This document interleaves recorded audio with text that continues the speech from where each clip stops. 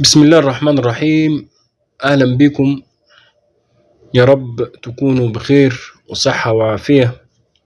اللهم صل على سيدنا محمد وعلى آل سيدنا محمد في الأولين، وصل على سيدنا محمد وعلى آل سيدنا محمد في الآخرين، وصل على سيدنا محمد في كل وقت وحين. هذه الدقائق أنا هتكلم في 4 نقاط سريعة.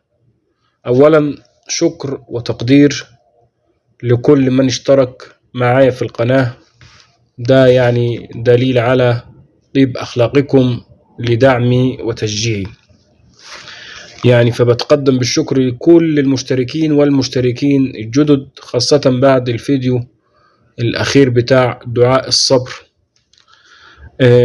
الشيء الثاني إن أنا بعتذر لحضراتكم عن التأخير في الفيديو، لأن أنا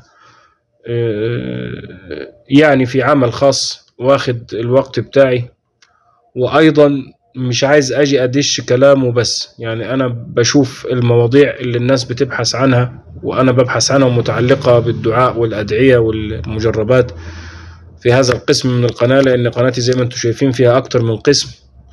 بعمل نفس القصة دي في كل الأقسام وفي كل المحتويات اللي محتوي عليها القناة. فطبعا عايز أجيب لكم الخلاصة بطريقة مفهومة، ولازم تكون الخلاصة دي صحيحة. فده بيأتي بتأخير، لكن المرة دي أنا اتأخرت عن أسبوع، أكتر من أسبوع. فقلت أرحب بحضراتكم وأحكي معاكم الفكرة وإزاي أنا بحضر الفيديوهات أو هدفي إيه، عشان نستفيد مع بعض إن شاء الله.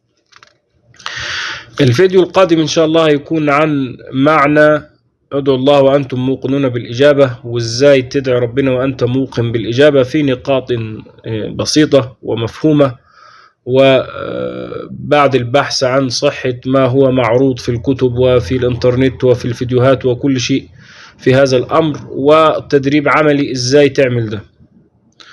الأمر الأخير إن أنا بكرر شكري لحضراتكم، وبطلب من حضراتكم إنكم أنتوا تشاركوا ما بداخلكم في هذا الموضوع في التعليقات أو بالتواصل على الواتس، تمام؟ بحيث إن أنا أتكلم في مواضيع الناس عاوزة حد يشرح لها أو حد يجرب لها، ونستفيد من بعض. أنا استفيد من حضراتكم وإنتوا تستفيدوا بالبحث اللي أنا ببحثه، تمام؟ ولو عجبتكم الفكرة قبل كل موضوع إن شاء الله نعمل مقدمة بسيطة للموضوع اللي هنتكلم فيه، بحيث ناخد الآراء ونحدد النقاط اللي محتاجاها الناس إن أنا أتكلم فيها. يا ريت ما تبخلوش علينا، وبكرر شكري لحضراتكم. تحياتي لكم، والسلام عليكم ورحمة الله وبركاته.